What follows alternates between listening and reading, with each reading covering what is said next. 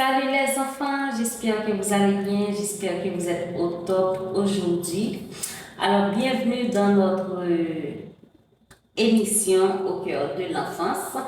Aujourd'hui, c'est notre troisième et dernière vidéo des activités que vous pouvez faire hors d'écran. La vidéo précédente, je vous ai partagé 9 activités que vous pouvez faire hors d'écran. La deuxième vidéo, je vous ai partagé 6.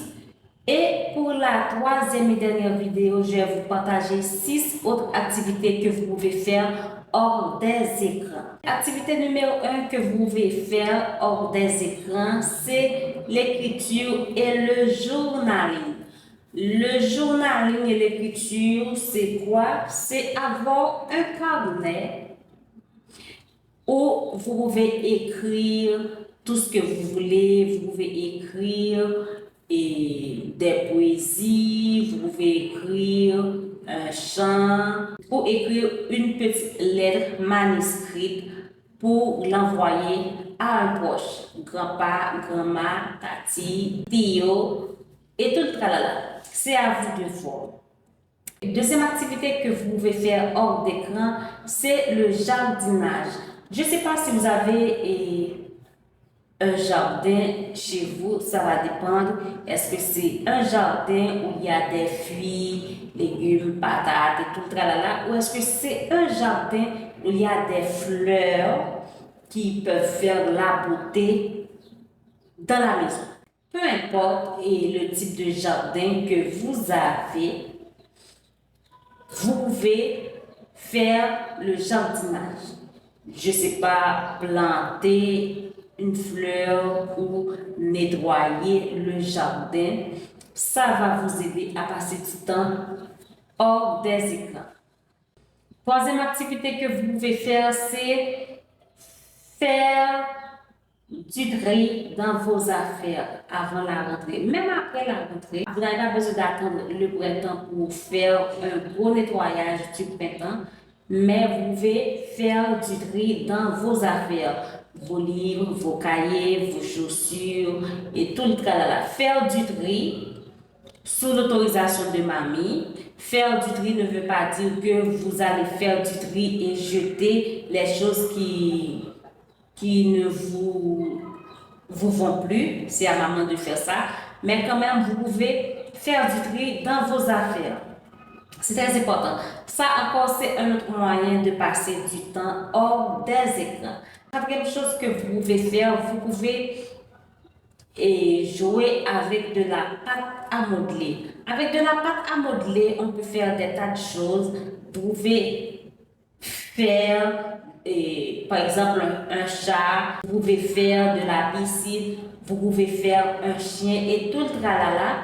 Il suffit de regarder les tutoriels sur YouTube, Pinterest ou Google. Là, vous pouvez demander à mamie ou à papi son aide.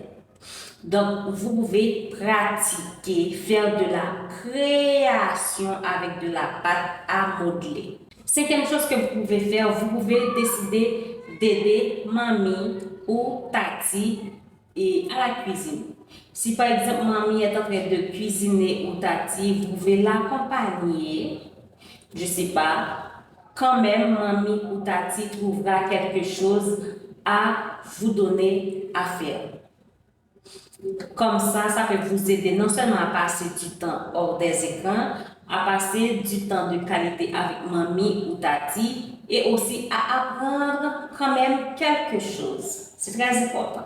Sixième chose que vous pouvez faire pour finir, les enfants, vous pouvez décider de vous reposer, de passer du temps seul, sans livre, sans votre carnet ou votre journal, sans les crayons de dessin et tout le tralala.